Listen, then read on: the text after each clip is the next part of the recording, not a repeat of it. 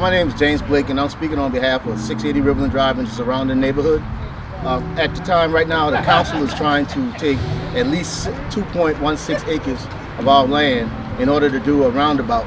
And not just one roundabout. Our neighbor across the street, they're trying to do a roundabout in front of their property, and the roundabout is called a dog bone. If you haven't seen it, it was printed in Post and Courier on the 26th of February. You look it up, it's on the 3rd page. But we're fighting the council, and the neighborhood's fighting the council at this time to preserve our land. We did agree to do some alterations to the intersection, but on our terms that wouldn't take most of our acres. We have the land. All along the Gullah-Geechee Corridor, African American communities are being stripped and deprived through zoning, through all types of means. Lands are being taken away because they can't afford to keep it. And this is just a part of the restructuring of the community. I can tell you, it's called regentrification. Yes. That's exactly what they're doing, and it's happening all over, but it doesn't have to happen in our neighborhood. Exactly. We like our neighborhood the way it is. Now we'll put some numbers on it. My ancestors bought that land back in 1907. We had that land for 112 years. We're presently having to clear to build on the land, and the survey that came on the land assumed that the land was abandoned. So he walked about 300 meters into the land before he was caught. And when he was caught, ever since then, we were telling the council, no, we're not selling, no, we're not building. I honestly think they don't like the word no. They don't like the fact that I can tell them no because we own the property. You know? So no, we're not selling, we're building. We'll work with you, but we'll work against you also. Exactly. James Island, I've always told people this, it's a city unto itself.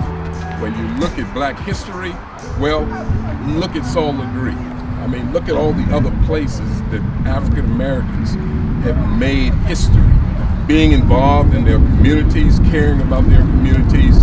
And yes, it's time that we listen to the voices of we, the people. You have to understand when we can work together in solidarity, then and only then we can make a difference. Now, the state representative over here is a good friend of mine. Okay, and of course I'm gonna give him an update from this meeting that was well attended today. I was very taken by the many people that came out, showing that they care about their community and they want to preserve the rights to their history.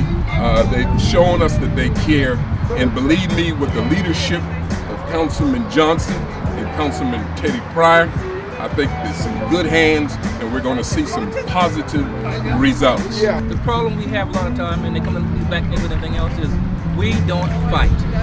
We don't stand up, alrighty? They come and they get what they want to get, and we don't fight it. We making a point right now. We over here on Riverland Drive, we're going to stick together, and we're going to fight. They're going to hear our voice. Regardless of the income or not, they will hear our voice. Thank you. On the council meeting that they had, the first one they had, that we couldn't speak, when after Mr. Bride presented the case, the first thing one of the council members said before even discussing it is that we're probably got to do eminent domain. We didn't even get a chance to speak. I thought the people would speak before you decided to do eminent domain. He said it on the first initial meeting that we couldn't speak. We were just there as spectators. That's when we first heard about eminent domain. And a lot of times in the African American communities, the white community of elected officials and also just our neighbors as well don't consider what we want because we're considered to be less than. We're called a settlement community. As again, an old slave community. That in itself sets a mentality, not in us, but in them, that what we want don't count as much as what they want. So therefore, we have new developments coming into the community. So they are trying to change the whole structure and the whole outlook of James Island to become more like East of the Cooper. I like East of the Cooper, but a lot of the old communities are gone, and they're trying to do the same thing over here. There is a plan in place right now where those of us are standing up here would not be able to afford to live over here anymore.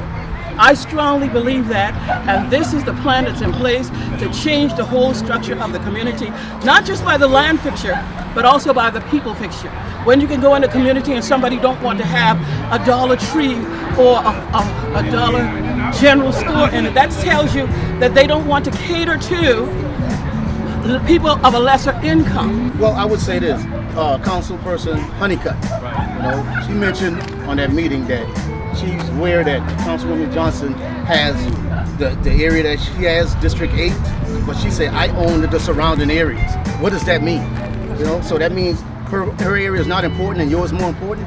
And this goes to the people that are commuting from her surrounding areas to come to the school. Yeah.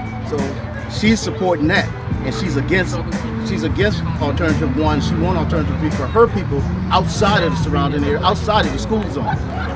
Honeycutt. We were told they were just going to present, you know, what they had to the council, and then the council will think about it because we weren't speaking. But the council actually voted that night when they weren't supposed to. Yes. And they did not listen to the voices of the people. That's right. And we came back the next week Yes. and started to speak, process, yeah. and then they delayed the vote Yeah. because of Then our need- representation of last Then week. needless to say, you had misrepresentation. Okay, so the whole meeting should be called in question. Okay. I don't understand why, when everything points to the light being the right thing to do, why are they choosing not to do what is right, what is simple? I mean, like it's been said before, you know, it costs a whole lot more to buy out all these people versus to rectify one thing that was done wrong and just be respectful and honor the people that lives in the community. Thank you.